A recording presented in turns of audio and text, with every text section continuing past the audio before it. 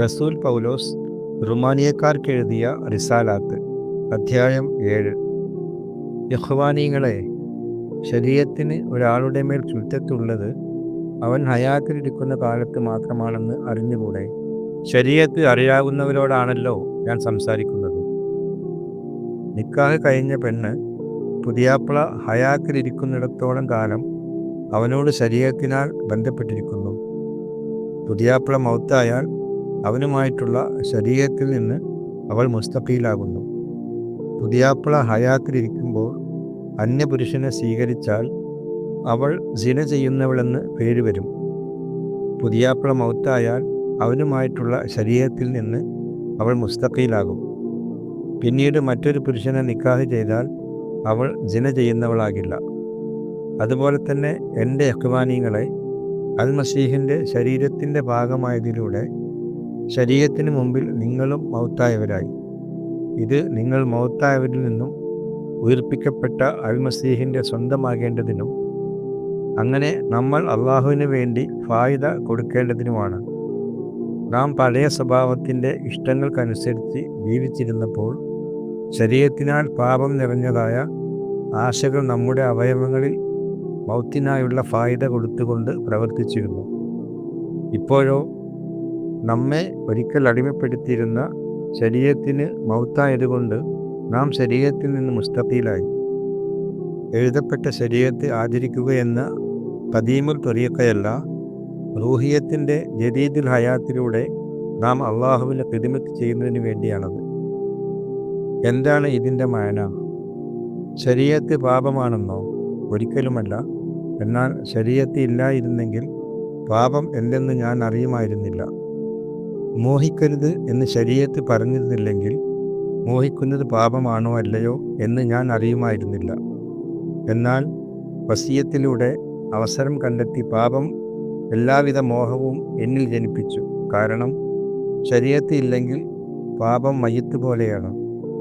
ഒരു സമയത്ത് ശരീഅത്ത് കൂടാതെ ഞാൻ ജീവിച്ചു. എന്നാൽ വസിയത്ത് കിട്ടിയപ്പോൾ പാപം വീണ്ടും എന്നിലാവുകയും ഞാൻ മൗത്താവുകയും ചെയ്തു. ഇങ്ങനെ ഹയാത്തിലേക്ക് നയിക്കുവാൻ വേണ്ടിയുള്ള വസിയത്ത് എനിക്ക് മൗത്തിനു കാരണമായി തീർന്നു. പാപം വസിയത്തിലൂടെ അവസരം കണ്ടെത്തി എന്നെ ചതിക്കുകയും അതുവഴി എന്നെ കൊല്ലുകയും ചെയ്തു. അതുകൊണ്ട് ശരീഅത്ത് മുഖദ്ദിസാണ്, വസിയത്ത് മുഖദ്ദിസും ആദിലും സ്വാലിഹുമാണ്. അപ്പോൾ ഖൈറായിട്ടുള്ളത് എനിക്ക് മൗത്തിനു കാരണമായി തീർന്നെന്നോ? ഒരിക്കലുമല്ല. ഖൈറായിട്ടുള്ളതിലൂടെ പാപമാണ് എനിക്ക് മൗത്ത് വരുത്തിയത്. അങ്ങനെ പാപത്തിൻ്റെ തനി സ്വഭാവം വെളിപ്പെടുകയും വസിയത്ത് വഴി അത്യന്തം പാപമായി തീരുന്നതിനും വേണ്ടിയാണ്. ശരീഅത്ത് റൂഹിയത്താണെന്ന് നമുക്കറിയാം.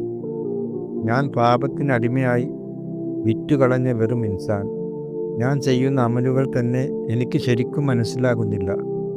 കാരണം ഞാൻ ആഗ്രഹിക്കുന്ന ഖൈറല്ല, വെറുക്കുന്ന ഷർറാണ് ചെയ്യുന്നത്.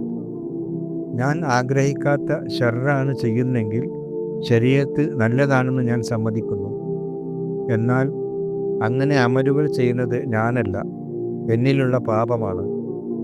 എന്നിൽ, അതായത് എൻ്റെ ശരീരത്തിൽ ഖൈറ് പാർക്കുന്നില്ലെന്ന് ഞാൻ അറിയുന്നു. ഖൈറ് ചെയ്യാനുള്ള താല്പര്യം എനിക്കുണ്ട്, എന്നാൽ പ്രവർത്തിക്കാൻ കഴിയുന്നില്ല. ഞാൻ ആഗ്രഹിക്കുന്ന ഖൈറല്ല ചെയ്യുന്നത്, ആഗ്രഹിക്കാത്ത ഷർറാണ് പ്രവർത്തിക്കുന്നത്.